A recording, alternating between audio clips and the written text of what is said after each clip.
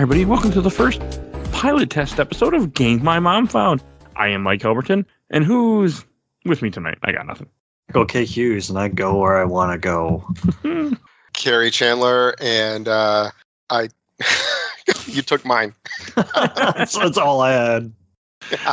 I know when I was watching this, I'm like, hey, that's a good quote. I should write that down. And then I didn't write it down. That's what I wrote down. He only says it like 3 or 4 times. How about I hope you're not with mall security? Does the baby chili fries? Oh yeah, this definitely came out in the 90s. Uh-huh. Yeah, that was super 90s. So this was our first Patreon poll that we did on the show. What we did for our first pilot test episode is we let you guys vote, and 5 people voted on our Patreon, and the choices. And what won was X-Men: Night of the Sentinels, the first pilot of the 1990s X-Men series. The second pilot, really. Oh, what was the first pilot? Pride of the X-Men. Yeah, but wasn't that isn't Pride of X-Men older than that? Yeah, it's like late 80s. But yeah. I still feel like it was the precursor to this.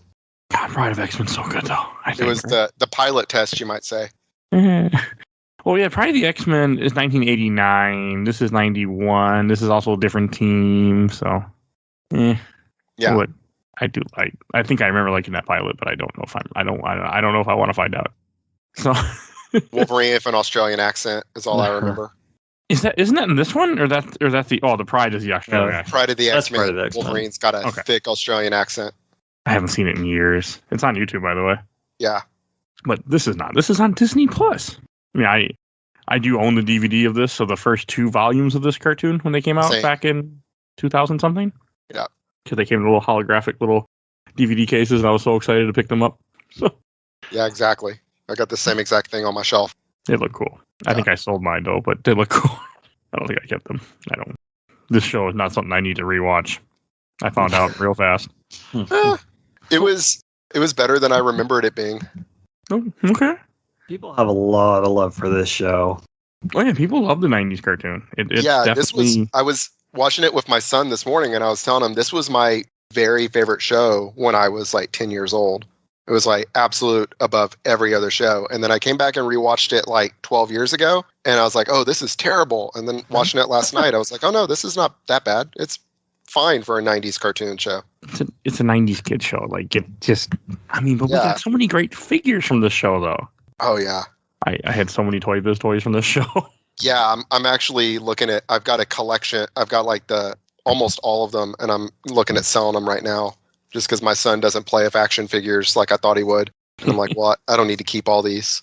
But I mean, I think it's also the thing that maybe brought X-Men more into the public. I mean, X-Men had been around in the comics and everything, but I feel like this show really made the X-Men stand out to the average person. Oh, 100%. And like, I know this is what got me into comics. Like, I started with this show, and then I met my best friend who was a big comic nerd, and he got me on comics and gave me a bunch of his. He gave me, X-Men #1 and Wolverine #1 and all that, and got me into it. And I started collecting, and I collected until I was in my mid-teens, and then I just kind of dropped it. I think shifted my money over to Magic cards instead. Yeah, that's a tunnel to go down with Magic cards. I've done it too. Another thing I don't do anymore. I know I watched this back in the day. I've definitely seen these episodes, and I know I can think of a few other ones, but I probably only watched it until about 94 when a better Marvel cartoon started, and then that was my focus. Wait, what's a better Marvel cartoon than this? The Spider-Man animated series. Oh, have you revisited that? I had to watch the pilot last night after watching this one to wash the taste out of my mouth. Yeah. I'm going to tell you, man, I rewatched a little bit of that recently. I thought it was way worse than this. Oh, really? Wow. Oh, yeah. I used to love the Spider-Man one too and all that. And ooh. So, I mean, another thing that's interesting, I feel like the team is interesting to me because this is not the regular X-Men team. Maybe it was kind of like the team in the 90s at the time for the comics. Yeah. And that's what they went with. This is a lot of the, if I recall correctly, this is a lot of the 90s Gold team. And they kind of, they rebooted X-Men in like 90 or 91. So you had Uncanny, and then they started X-Men. And the front cover of that is Cyclops, Wolverine, Storm, Colossus, who's not in this, Jean Grey, it's like basically it's mostly the cast of this show minus Jubilee because she was, as I understand it, created for the show and then added to the comics later. But it's they did a good job coordinating the teams. Okay. Yeah. Because I knew X-Men.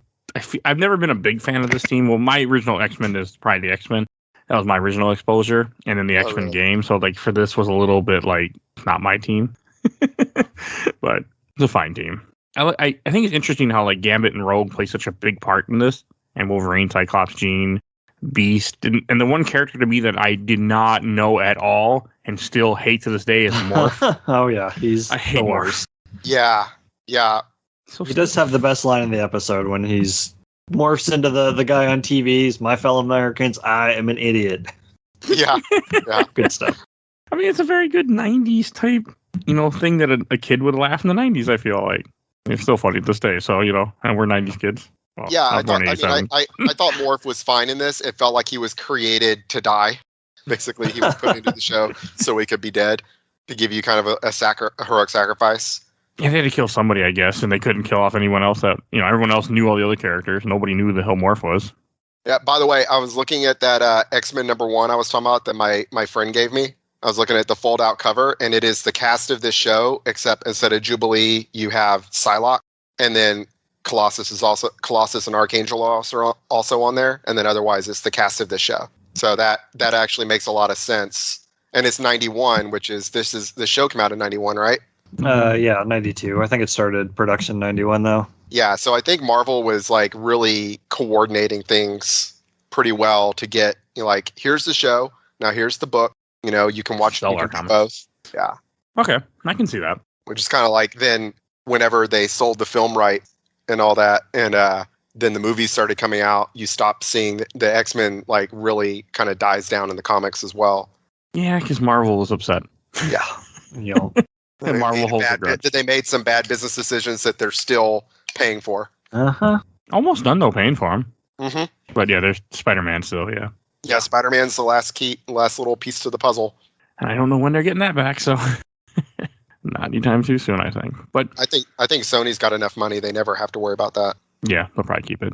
Yeah. And I gotta say, the intro, that music is still great. After all these years, it still stands out so good. Yeah, I was thinking, and I think it's like this and the Mighty Morphin Power Rangers theme songs are like the best theme songs like of any TV show, at least kids show. DuckTales is pretty up there. DuckTales is pretty up there. That's true. That's good. They used to do some really good theme songs for shows. I mean, I guess they still do. Yeah, but like a lot of shows anymore, you get 3 seconds of the logo and then it's back to the show or commercials, whatever. Yeah, I'm trying to think of the shows like my son watches, and it's like Teen Titans has a really good one. Mm-hmm. Teen Titans and Teen Titans Go has got a good one. But we've been watching the 2017 Spider-Man cartoon, and it's really just the logo, and he kind of comes out and shoots a web, and then that's it. There's really no music to it. Oh yeah, probably how things have changed a lot. They don't do that as much anymore. And make more room for commercials on TV. Yeah, I mean, we don't have Captain America throws his mighty shield like we did in the old cartoon. Someone got that reference. Yeah, that's familiar. It's old ass Captain America cartoon, I think from the 70s maybe. I've seen it off and on, but the intro music in this is so good, and you see all the X-Men, you see the Brotherhood, which you don't even know who they are in this first episode. They're not even in here. You see them attack and collide. It's such a good intro still after all this time. It really is, and like I was saying with that comic, it kind of mirrors that a little bit, except for the comic, it's just Magneto that they're all like charging at. Yeah, but this is. I mean, it gives you the name of all the mutants too that are part of the X-Men, so you get to see who's who and you know who they are with their cool little font and everything. Yeah, short display of their powers. Yeah, and I swear Jubilee always looked like she was naked, or not Jubilee, Jean Grey. Jean Grey, yeah, she has a flesh-colored bodysuit. This is the worst costume for her. I don't really get it. I don't get why they didn't give it like a little more color, because I remember as a kid I'm like, what the hell, why is she naked? Well, and that's how it was in the comics too, and I think that's exactly why, is they're like, well, we want to make it look like she's naked, but we want to be able to be like, no, see, look, it's just a flesh colored bodysuit for reasons. Look, there's pockets on it. She has flesh pockets on her thighs, so it's all right. And also in the intro, I think the guy there's one of the X-Force members is in the Brotherhood in the little intro, or one later. He's the Indian guy. I don't know his or Native American guy, I should say. I don't know his name. He's with the blue and red costume. I was going to say T-Hawk, but that's Street Fighter. I'm really curious. No, that's Street Fighter. You pull up the intro, you'll see there's two. I know there's like for the Brotherhood, they have Avalanche, Sabretooth, Mystique, Magneto, Pyro, Juggernaut, and there's two characters I don't know. One, I know who he is just by looking at him, and he's not a Brotherhood, and I don't know who the other guy is. If anyone see Avalanche without his helmet, which is stupid. Yeah, Avalanche should not have his helmet on. Yeah, that guy in the blue and red looks really familiar. He's a New Mutant for sure. Warpath? Yes, Warpath. Oh, there you go. Yeah. The other guy just looks like the leader from the Hulk. I don't know who that is. Yeah, I don't know why Warpath is like, he's not a villain though. Well, they had to fill out the rosters, I guess, you know? Yeah. Yeah, that's Warpath, all right. You got Juggernaut, Warpath. I don't know who the little green guy is with the big head either. No. And you got I got nothing. Pyro, Mystique, Sabretooth, and Avalanche. I mean, I feel like there's other... I mean, why not just put Toad in there? Uh-huh. Yeah. Toad is in the show, or Blob. Blob is in the series also. But, I mean, they weren't there in the first season, so... You know, all the characters you choose from, we're going to pick Warpath, the one that's not even a villain. Well, they may have given him a turn in the show. I don't remember him showing up in the show, though. I don't either. According to a quick Google search, the other guy is Yuri Tobolov. And apparently he doesn't even have a mutant name. I don't know who this guy is. All right. Someone created for the cartoon? He was the first foe of the Hulk. So he is kind of like the leader. Oh, okay. Okay. Okey-doke. There you go. Well, do we want to talk about Jubilee a little bit? Sure. You don't want me to, but sure, someone should. Well, so she was created for the show, right? Because my understanding of it was that they didn't have the rights to Kitty Pryde for the cartoon for some reason. Maybe they did, and they just decided she wouldn't work. Because in the comics, you know, Shadowcat Kitty Pryde had filled the Jubilee role in this show as like the audience cipher character who can like stand in for the kids and who has kind of like a father-daughter relationship with Wolverine. Jubilee's first appearance was Uncanny X-Men number 244 in 1989. So she had been around for a little bit. Yeah, and at this time in the comics, up until the reboot, that was I know maybe even after the reboot, that was like the thing. That was one of the like storylines, is that Wolverine kind of like was protective of her the way he is over Jubilee in this series, so not as much in this episode. But I think, yeah, for whatever reason, they're like, we need a different character for that, not Shadowcat. We need something else, and so they made super 90s girl Jubilee. She's just there so everyone can spit exposition at her. She's like you said, the audience surrogate. I don't like her at all. And I like vampire powers. I really liked her when I was a kid. Like, I found like my drawing journals, and I like drew her, and I like made like my own character that was like her, but had claws for some reason. So I must have liked her when I was a kid. I don't know. I was reading also her bio. She's supposed to be 90 pounds. Yeah, I saw that on the Sentinel. And I never realized when I was a kid that she was supposed to be Chinese or Chinese American. Yeah, I knew she was some sort of Asian descent. Yeah, I mean, I found that out later, but yeah, as a kid, I never noticed that when the Sentinel's reading it, it says Chinese American. It's like, okay, that's cool. You don't have a lot of time for that part, though. It's a very quick pops up, and at the time, we wouldn't have been able to pause it once we videotaped it first. So no pausing, and I'm probably watching on my 13-inch CRT in my bedroom. It's not long. It's just there to have it there. I've not really expected you to catch it. I don't think, especially if you're a kid. Yeah, she's 5 foot, 90 pounds, Chinese American.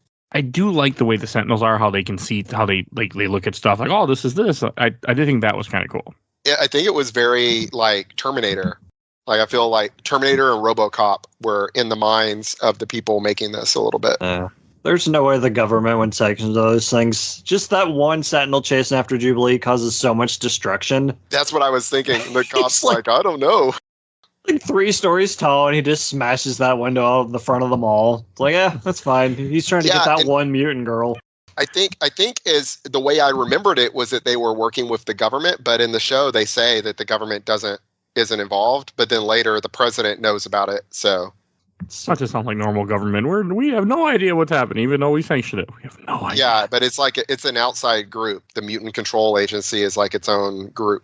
I can see that. If I recall, they're kind of one of the menacing villains for the first couple of seasons. Yeah, because they have Trask comes up pretty early, he's in the second part of this. Yeah, or in the second part. Yeah, I think it's like one of those. He shows up. It's played by what's his name, Tyrion Lannister. In Days of Future Past. Peter Dinklage. Peter Dinklage. Yeah, played by Peter Dinklage in Days of Future Past. Or no, not Days of Future Past. What is it? It's Days of Future Past. Oh, it is. Yeah, it is. That's right. Where Mystique, they're trying to kill him, and they go back in time to stop her. Yeah, that's right. I also want to say, like, the first scene you see right of this X-Men cartoon to kind of like grab your attention, which has nothing to do with this 2-part at all, is Sabretooth destroying cars out in the middle of the street. This scene throws a car and hits a news helicopter with it. Yeah. Throws a car like it's made of paper and it just explodes. Police car. The reporter's like, who this person who may be a mutant. It's like, yeah, you think that guy's a mutant? We don't know for sure. He only threw a car, but we don't know. The 9-foot tall guy covered in fur with claws. Yeah. I do like this take of Sabretooth, though. Unfortunately, I forgot he's not in this at all. He doesn't show up, I think, the next episode. Yeah, he's in the third episode is when they finally fight. They discover Magneto and his group. Okay. I remember so little of this cartoon. I mean, I recently watched Days of Future Past, a 2-part. Well, I tried and I failed. This is better than that 2-part, but that's because I just read the book.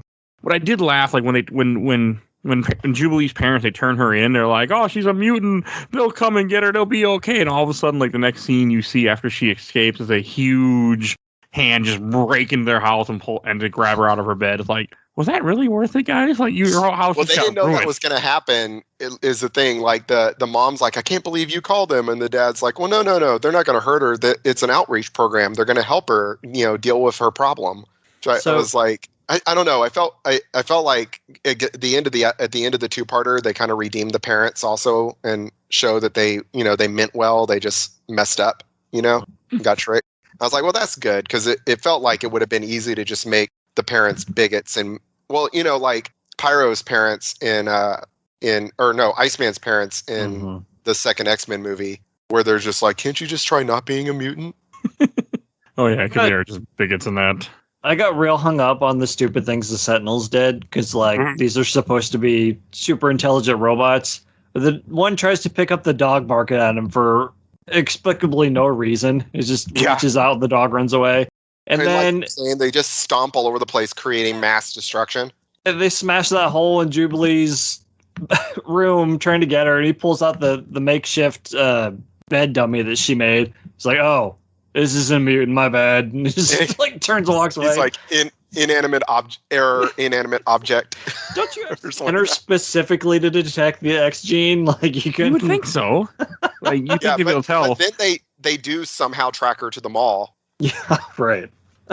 and it's funny also, the artist could not decide how big the Sentinels are supposed to be. Oh yeah, it's all over the place. There's so many shots where like human beings come up to their ankles, and then there's shots where human beings come up to like past their waist. I don't remember that. It's like sometimes they're 3 stories tall, sometimes they're like 10 feet tall. But it's the same one. It'll just be one shot. Like in the second, whenever she's escaping from like the mutant jail, she's like surrounded by them, and they're only like maybe 12 feet tall. And then in the next shot, they're like the size of buildings. I just saw them the size of buildings mostly. I didn't catch that they were sometimes smaller. Mm-hmm. Yeah, well, again, but it'd be the same one. So it's like they're not supposed to be smaller. They're just, that cartoon drawn badly, sloppily. But I mean, I figure this is the pilot, so I don't know if it gets better. I feel like Sentinels don't play as big as a part later on. Like they were just because this is a cartoon where each one you want to have different villains. You can sell different toys. So I feel like the Sentinels don't keep coming back as much. Yeah, I mean, they come back some because basically, like in the show, they're different kind of like each season. There's a couple of different villains that they're dealing with. And so in like the first, at least the first season, it's like the Mutant Control League and then Magneto and the Acolyte. And then the Brotherhood of Evil Mutants gets thrown in there at some point. And then so on. Mr. Sinister eventually shows up with his people, and then Apocalypse and his stuff. But the Sentinels, they become like by far the least threatening of all their adversaries. I mean, they're hell of hell of a thing to deal with in this and win this when you think about like what they do, like how big they are and how many there are. Yeah. Because there are a lot. Well, and in the cartoon version of Days of Future Past, the Sentinels are like a major thing, which I guess they are in the comics too. But they also kind of jump rope on how much punishment they can take. Oh yeah, because Storm and Rogue wail on the one, then Cyclops just takes off its head in like one go. Yeah. Then later, Cyclops is fighting them and just getting his butt kicked, and it's like, man, you should have used the full power beam the whole time. Like, are you going to run out of eye lasers? Like, yeah, I noticed that a lot. Like, it all depended on what the plot wanted, was how much damage he would do to them. And same thing with Jubilee. Like, usually her powers just create sparks that annoy people, and then at one point she blows a wall off of a building with her powers. With her, I can at least say, like, well, maybe she's really powerful and just doesn't know how to control it yet, and so, but that isn't how the show makes it. No, like, and the whole reason, I still think it's funny, the reason they know she's a mutant, she destroyed the VCR, and I'm just like, by touching it. She just shorts out electronics. But she was wearing freaking, like, rubber gloves at one point, and she still destroys stuff at the arcade. Like, I thought that was kind of like, okay. Got her April O'Neil yellow rain slicker on. Was that a thing back then or something? Or just 90s? So y'all both watched the cartoon as kids too, but just not as religiously as me. Yeah. I think I watched a lot of it when I was a kid, from what I remember. I remember bits and pieces of a lot of episodes. I know I used to have my uncle who had a VCR tape episodes for me. Like, I had a Juggernaut episode I watched over and over and over again. This is why I really like Apocalypse, is because of this show. Oh, yeah. So I don't think I saw the later stuff, but I definitely did watch the first couple seasons multiple times. And I, at some point years ago when they came out on DVD, I went and bought the first two, and I watched both of those, but then I never went back. Yeah, I realized it ran for 5 seasons. Yeah.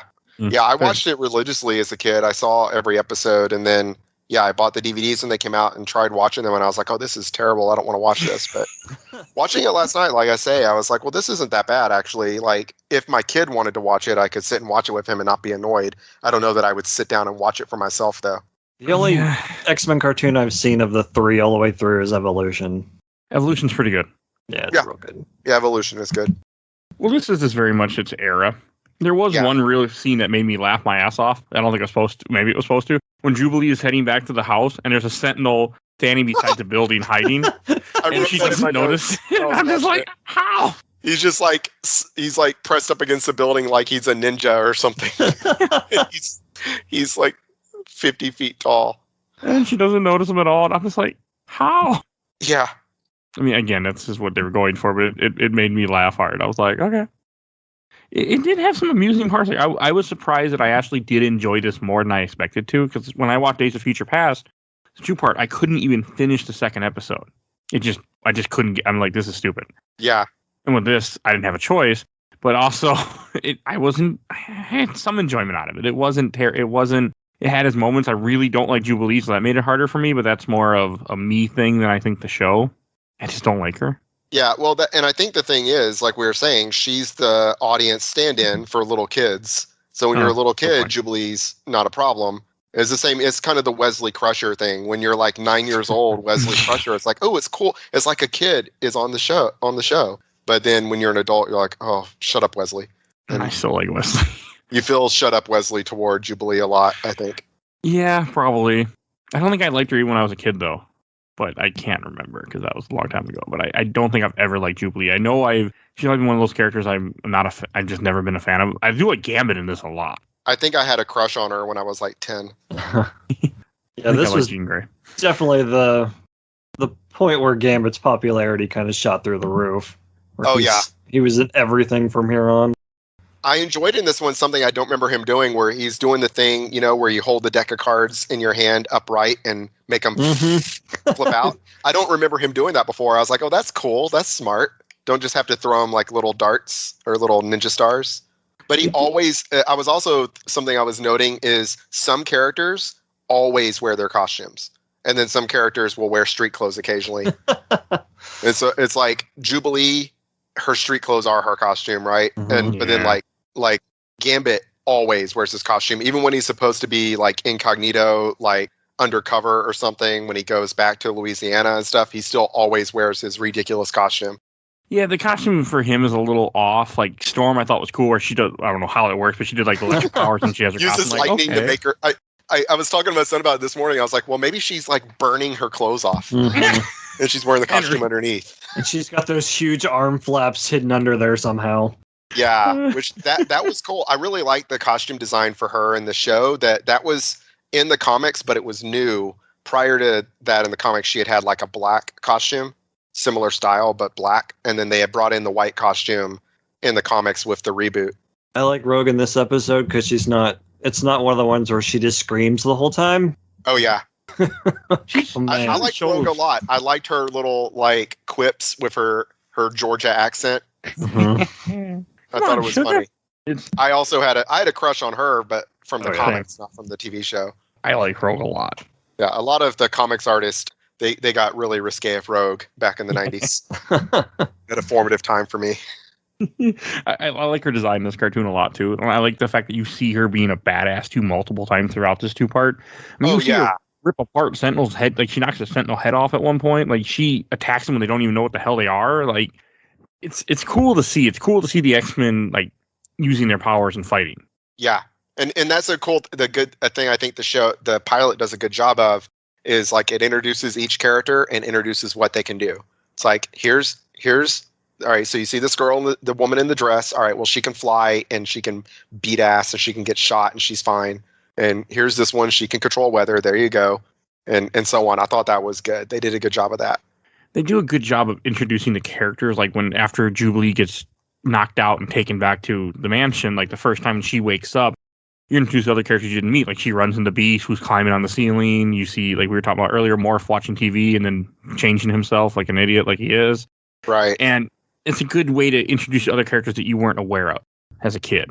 Because this is your first time seeing this. Now was Morph made for the show or was he in the comics before this? Does anyone know? He had to be. He had to have been in there before. I'm looking it up right now as we're talking, but I can't see. I'm pretty sure he's an old character. Yeah, see, I thought he was made for the show, but I don't really know. I know that as a kid, like I was saying, my best friend that we became best friends in the 6th grade, which was 6th grade was like 94. So I had been watching this show for a couple of years, and he was like super, super into comics. He just had like, hundreds and hundreds of comics. And I would talk about, and this is how Rogue got her powers. Like, that's not how Rogue got her powers. That's how she got them in the cartoon. And he'd show me the comics and stuff. X-Men 35. Yeah, according to Wikipedia, he was originally Changeling, so he was a redesign for this cartoon. There you go.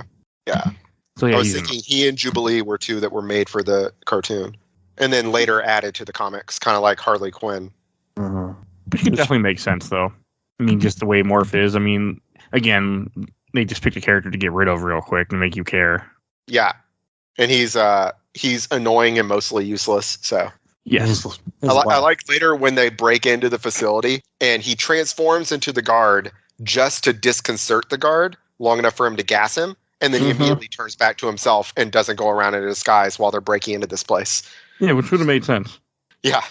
And like, you also why get to did you even pick him? You get to see the danger room for the first time in this cartoon too, when Jubilee wanders in there by accident. And I thought that was cool to see because it kind of gives you that introduction to that too. Yeah, and I wanted to ask y'all's thoughts on the danger room. Do you think it's supposed to be holograms or is it supposed to be actual machinery? Because if it's machinery, Gambit almost dies. I think it's machinery. He barely escapes these metal pistons slamming together that rip his jacket. He comes in to save her, and then Wolverine shows up and just starts fighting Gambit. Well, I thought what was happening was that he and Wolverine were already fighting in there, and she wandered into the middle of their situation. Because it says, Wolverine, Gambit, simulation or something. Yeah, there's a little line or something where she sees a reading or there's something that does say that. Yeah, they were fighting each other, and then even though other things happen, Wolverine don't stop fighting because he's an asshole. Yeah, Wolverine is an extreme asshole in this show. And he was my favorite everything. He was my favorite character in anything when I was a kid. But I was thinking about it. He is very much the Worf of this. I was watching a lot of Star Trek The Next Generation during this time too. That was this and Star Trek The Next Generation were my two favorite shows at this age. And Worf, is presented as ultimate badass, gruff, kind of an asshole, and is never, ever remotely useful and always getting his ass kicked. And that happens with Wolverine a lot, too. He's a little more useful than Worf, but he's there to be the badass that then gets knocked down. So you go, ooh, wow, that must be a bigger badass because he just knocked down the badass.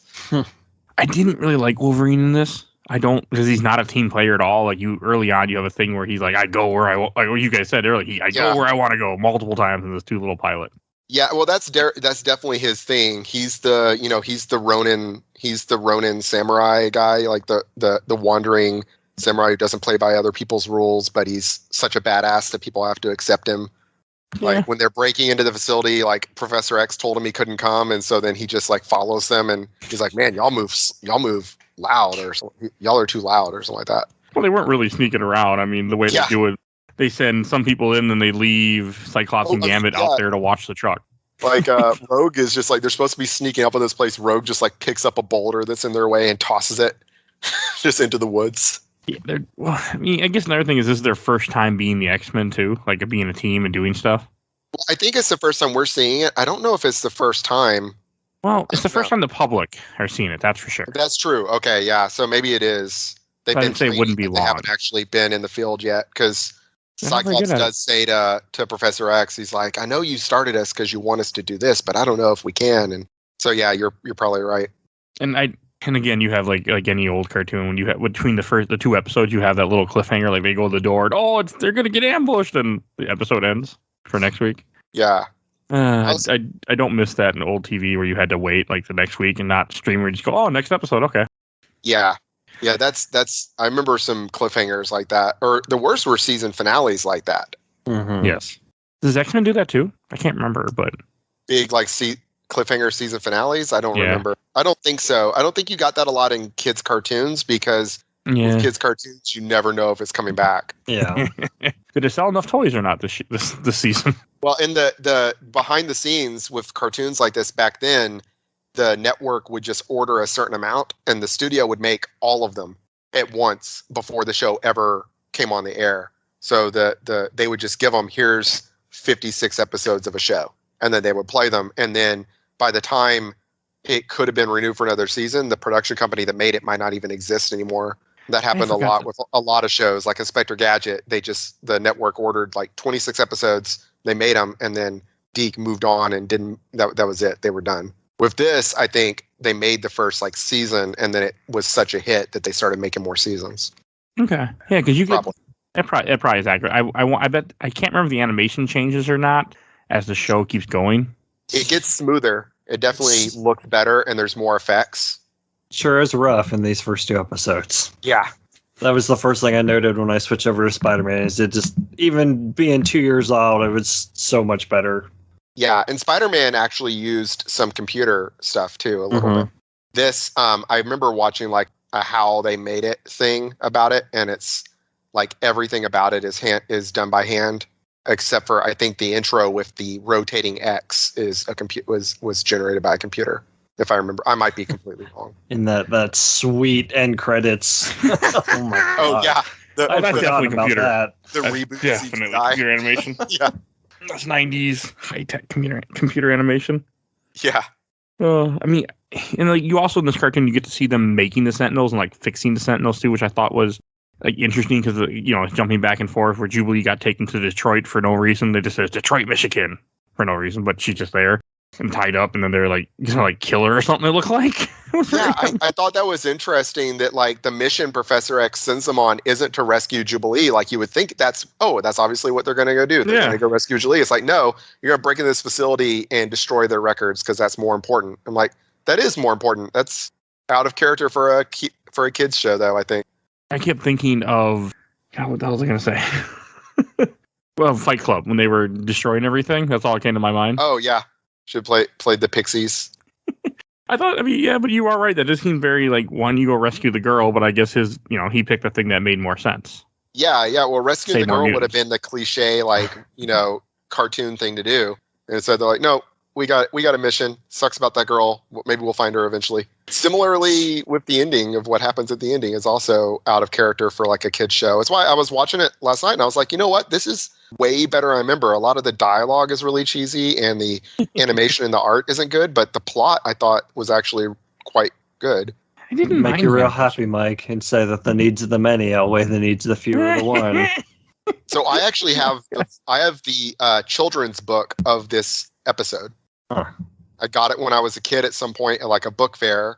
It's like nice, heavy, like poster board type cover, and it's probably written at like a third or fourth grade level, so it's not like a little like a little kid book. Okay. And I gave it to my son, and I would read it to my son when he was a kid. So I remembered the story of this episode really well, but the book doesn't finish it. The book just goes to the end of the to be continued, and then like has like a page of like, and so anyway, so Morph was dead, and that was sad. But now he's one of the X-Men, and it's basically like, it doesn't say it like that, but that's basically how it ends. It doesn't have any of the stuff that happens in the second episode. It just ends with them like, well, then they left, and they had to leave Morph to die. That's sad, but that's what happens. And no one really liked Morph anyway, so. Yeah, no one liked Morph anyway. And now we have Jubilee. It has like the page where Jubilee's parents like, say goodbye to her and everything, and then that's it. I think it doesn't have any of them rescuing. That's why I was thinking they were rescuing her at first. In the book, I think they rescue her from this facility rather than destroy the records. So she's not in Detroit, so that's where the book is different. But pissed would you be if you read like a couple 100-page novel and you got to the end, it just doesn't wrap up the plot. Yeah. It's like the end. Well, I did that. It's called Wheel of Time. I had to keep buying Did you guys books. read like novelizations of comics and stuff when you were a kid? I read movies. Like I read the first couple Spider-Mans and the Fantastic Four movies. Oh, okay. I had DC did a series of novels written at like maybe like a 5th or 6th grade level that were they were novelizations of long like arcs in the comics, and they were called like Something and Beyond. And so they had like Superman Doomsday and Beyond, and it covered like the whole death of Superman and then resurrection and all that in one like 180-page book or 150-page book.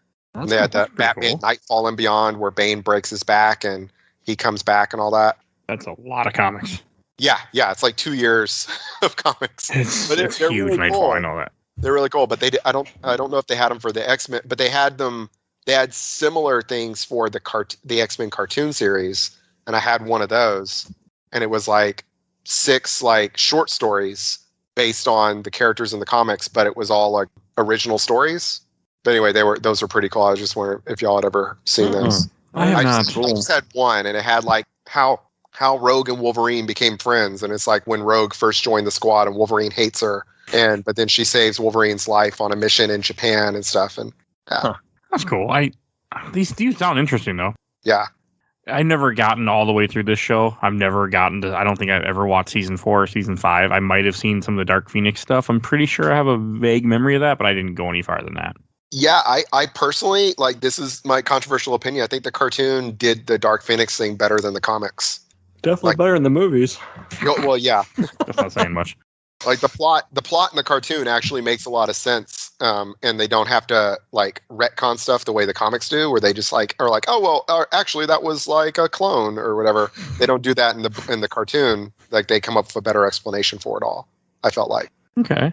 But I remember that was one of the things where I was like telling my friends like, yeah, and then Phoenix because they're being attacked, they're going to die from radiation, and my friends like, no, that's not how the Phoenix happened. And I'm like, well.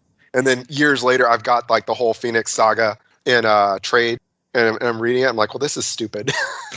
And there's also a lot of dominatrix stuff in here with the Hellfire Club, and I'd rather have them just where a water is coming and they're going to get flooded, so she just becomes a phoenix and dies in the flood. I thought that's how it works. Well, and that's similar to the cartoon. In the cartoon, they're in a space shuttle.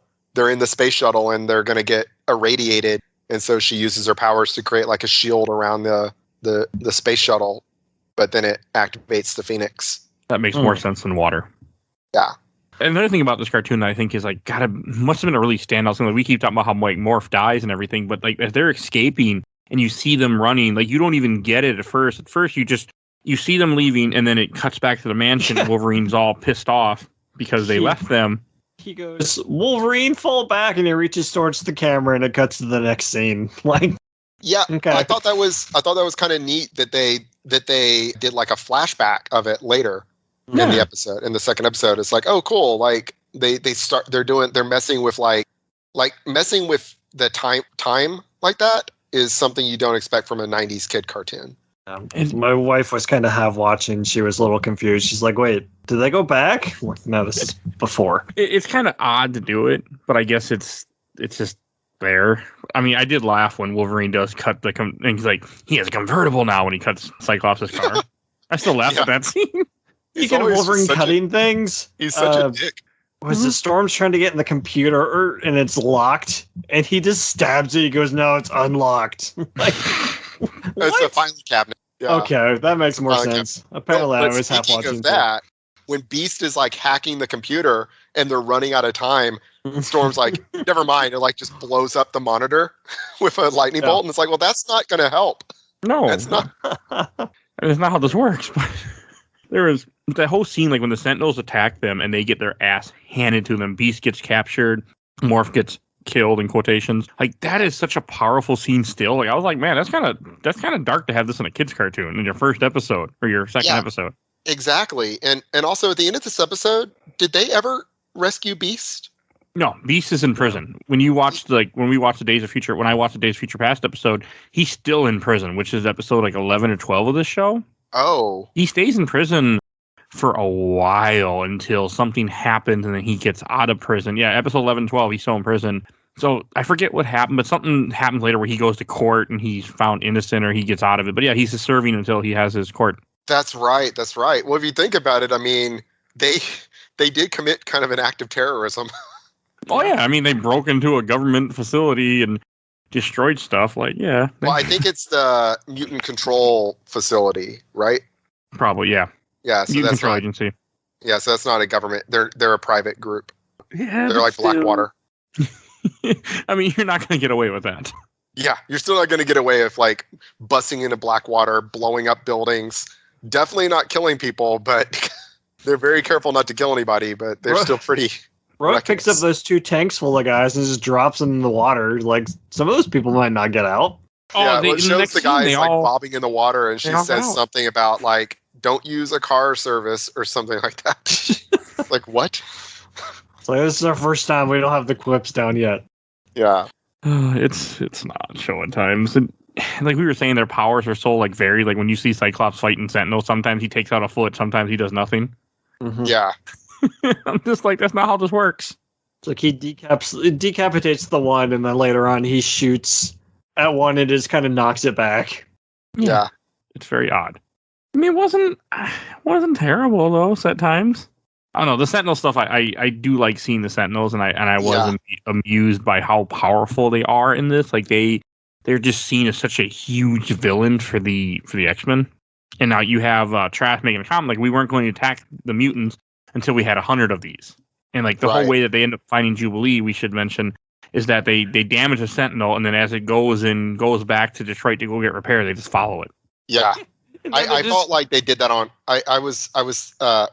Cyclops comes and like gets captured on purpose. Or I guess he doesn't get captured. But he goes to the parents' house. The guy calls Gyrit. They send a Sentinel, and then he takes out the Sentinel. Takes out a foot or something. Right, yeah. But not before his sweet knot joke, because it's the 90s.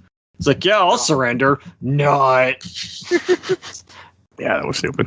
The Sentinel gets back and just crashes in through the skylight. Yeah.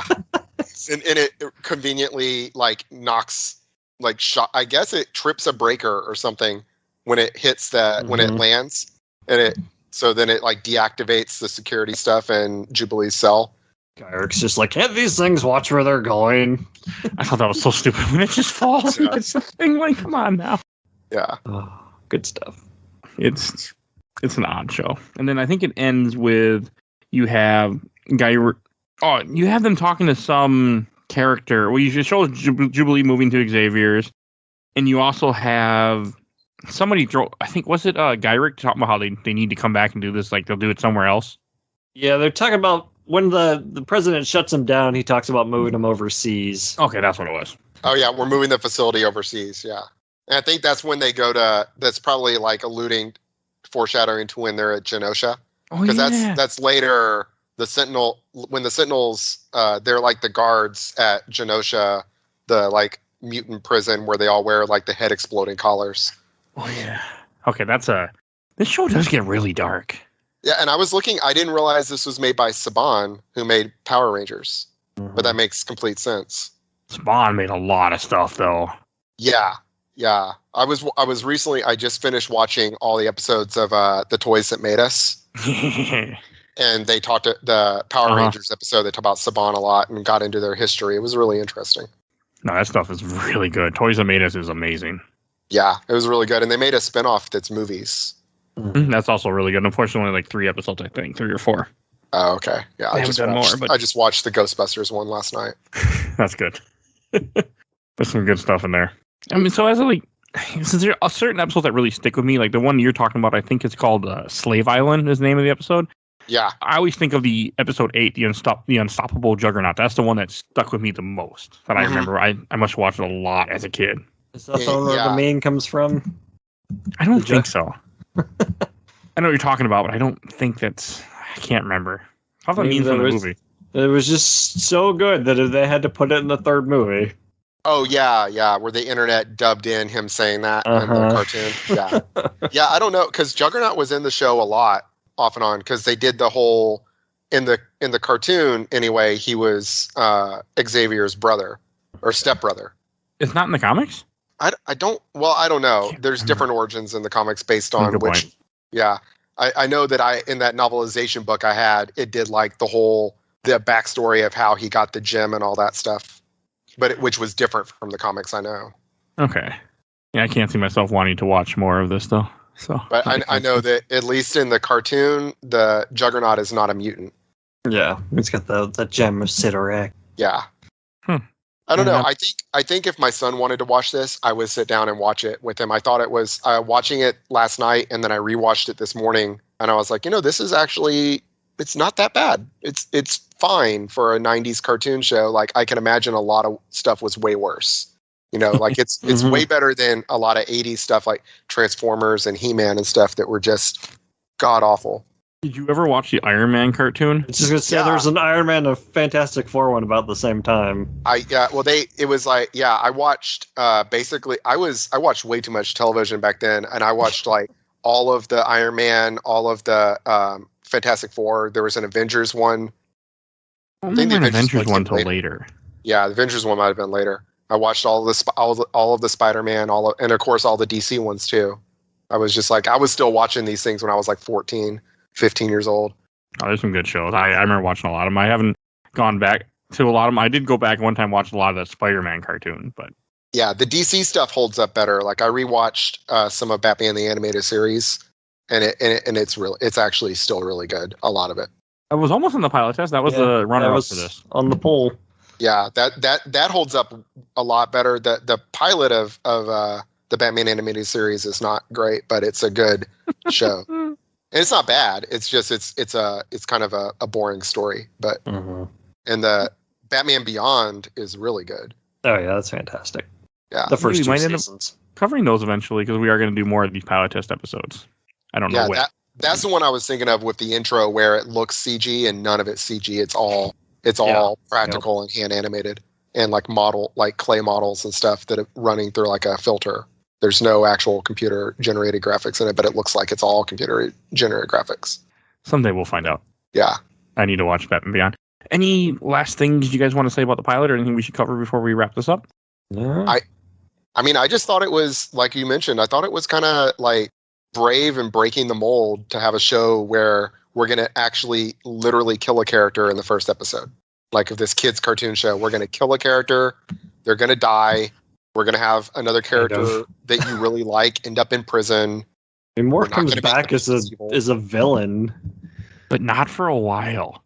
And it's not like it was a well-established character that everyone really cared for. It's just this doofy guy. I don't know. I forget when he comes back, but it's if I remember correctly, it's not for a bit. Oh, I think he comes back like the final season, maybe even. No, I don't think it's that. I've seen it, so I don't think it's that late. Oh, okay, so it's not the final season. It's late though. Yeah, he comes back as a villain, and I feel like he's impersonating the guy that runs the mutant control agency. I feel like he comes back as a villain, and then it turns out it's actually Morph. Huh. But I could be misremembering. I might be getting it mixed up with the first X-Men movie also, because you have the very similar character, the senator, that's trying to pass a mutant control act, and then it turns out Mystique is actually like imitating him. Mm-hmm. I have no recollection of that movie. It doesn't hold up great, but it's not that bad. Yeah. I haven't It's seen for the it time. in many, many years. I just remember it exists, and that's it. I bought the director's cut. It's like X-Men 1.5 is what it's called, I think. Oh yeah. Yep. It's not bad. It's really not bad. Just the second X-Men movie is a lot better, but has the dumb ending, and then they just fall from there.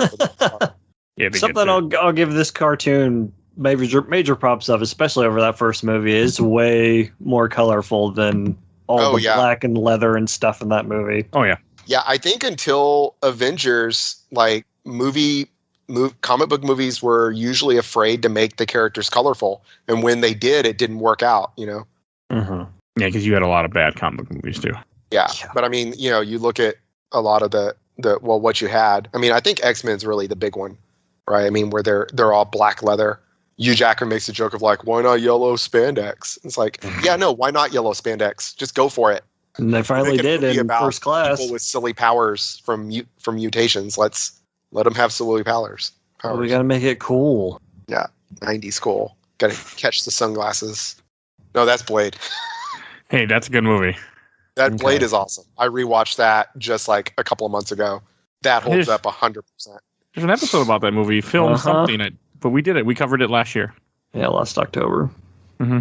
Unfortunately, to Mike's, we had to watch it, but I like it. That's probably why I watched it. I still think it holds up. Shows whenever y'all have the episodes about them. We appreciate that. All right, before we go to Shelf Stacker Box, I should ask, do you think this episode draw you to this pilot make you want to watch more? No. Like I said, I know I've seen some of this show, but I think it was a little too dark for my taste at the time. It was like, it felt too adult for a kid's show, if that makes any sense. So by the time Spider-Man came out, I was ready for something light and fun, and even though it has its dark moments too. Yes-ish. It does make me want to watch more, but I probably won't. Okay, and for me, no, not really. I mean, I watched it because I had to, but I don't want to watch more of it. It just didn't do it for me. It's not, it's a show set in the 90s, and it's the 90s, and it's hard to go back to. Mm-hmm. I will watch more of it, I'm sure, for episodes of this show, but I have no plan to. It doesn't make me want to see more. As a kid, yes. As an adult, I'm done. It's kind of wild that they didn't start with the X-Men versus the Brotherhood and establish both teams right up front to get you invested. Yeah. To focus on Jubilee and the Sentinels is like, yeah, that's cool and all, but for your pilot, I don't know. Yeah, no, that's a good point, because Magneto is going to be, he's in the opening credits as like the obvious like counter to Professor X, and then he's not in you would think he'd be in the first episode. And like I was mentioning earlier with the comic reboot that this is drawing a lot of stuff from, he's on the cover. He's on the back cover of that too. Yeah, I mean, I feel like the Brotherhood thing would have made more sense as a pilot. I agree with you. I wonder if that's why they had that weird scene of Sabretooth at the beginning. It's like, don't worry, we got villains coming, we swear. Yeah. Yeah, I mean, hey, the Sentinel things work because I know as a kid I had that big Sentinel toy from Toy Biz. Oh wow. I'm hoping when I go back, because my parents have all my old toys still in piles, I'm hoping I can find it, because if I can put that back together, it's going on a shelf. Oh yeah, that would be really cool. I know the feet came apart and the hands came apart and the chest piece came off, so I'm worried that when I find him, he will not have any of those parts. Yeah, that's a lot of mine. Like I found my He-Man. I had like a ton of He-Man toys, and I found them, and like everything's in pieces. Like all the vehicles and stuff are missing their like guns and grappling hooks and stuff. Yeah, so I'm hoping it's around there somewhere, because I also had a Galactus too when I was a kid. Oh wow. I had a big Galactus. I remember that. So I don't know. The only big thing I had like that is I had the Daily Bugle playset. Oh, nice. And I had Castle Grayskull, of course. Yeah, this made me want to go find my old toys now after watching this cartoon, though. So it did that for me. Yeah. Makes me want to go dig in my parents' garage and find this scrap. It's almost like the show was made to sell toys. It works. Yeah. Because it got me really wanting to go find my old, because I have a bunch of these old Toy Biz toys, and it made me really want to go find them. Yeah. So, yeah, it worked in that. All right, I think we should go to Shelf, Stack, or Box. And Mike, why don't you go first? I think we kind of covered it, and whether or not we would want to continue with the series. It's fine. I can see why people like it, but it's not for me. So it'd be in the box. Okay. And how about you, Kerry? Well, remember, what is Stack? It's Is that like in between? the gray area. Yeah, I'd say Stack. It's something worth watching, but I don't know if I'm going to keep watching it. Probably not. Okay. And I'll go last. I'm going to put this in the box also. I had a little bit of enjoyment out of it, but mainly just because I had to watch it. I wasn't really into it. It didn't grab me. I mean, I want to watch the Phoenix Saga now again because I haven't seen it in years, but this cartoon it isn't what I want. So going in the box, I'm good. This is what people paid for to hear us crap on this show. I'm sure somebody's really upset with us right now. Yeah, we did kind of crap on it. I mean, it's fine. It's just 90s, and I'm not big into 90s stuff anymore, I guess, or not something like a cartoon. It's hard to go back to kids' cartoons. Mm-hmm. They just don't hold up the way that you remember anymore because, we're an adult. Yeah. And that's all. Yeah, I don't know. The way newer cartoons are written, it seems like it's more appealing to all ages, whereas, I don't know, there's something about this. I feel like I'm contradicting myself because I said it felt like it was more adult than a kid's show, but there's just something about it I can't latch on to. It's just the fact that stuff was made very disposable. And like sometimes the stuff was just made to sell toys, and that's really what it was for. Transformers. Yeah. I mean, a lot of them were just made to sell toys. I mean, Transformers. I mean, most of the toys don't sell. The show don't keep going. Young Justice, an example, got canceled because the toys didn't sell. Yeah. Yeah. That's interesting. Yeah, watching that, The Toys That Made Us, it really hammers home how it's like the toys come first, the show comes second, or even sometimes like third or fourth. Yeah, I mean, that's just how it is, and yeah, and I go back and I look at it, and I'm like, okay, that you can see it. Yeah, it's just it feels like now it's like the opposite. Like you have like a movie come out, and then you have toys that go with the movie. It feels like it must be like it's not designed that way, but yeah, when you watch those cartoons, you're like, oh yeah, no, that's clearly why they kill Optimus Prime in the movie is because they were bringing out a new toy line and they needed us to get used to Optimus. They wanted us to buy Optimus packs or whatever his name is. Oh, and a funny story I would never get to say anywhere else. Because of the show, I bought the Sabretooth figure, and when I bought Sabretooth, I went to a KB Toys in my local mall that doesn't exist anymore, and they couldn't get the gate open. So I went and rolled underneath the gate, picked out my toy, paid for it, and rolled back out from under the gate. Like Indiana Jones. I got my Sabretooth, my Toy Biz Sabretooth toy. Oh, that's great. I forgot about that story, but I'm looking at toys right now as we're talking, and I saw his toy, and I'm like, oh yeah. So that's funny.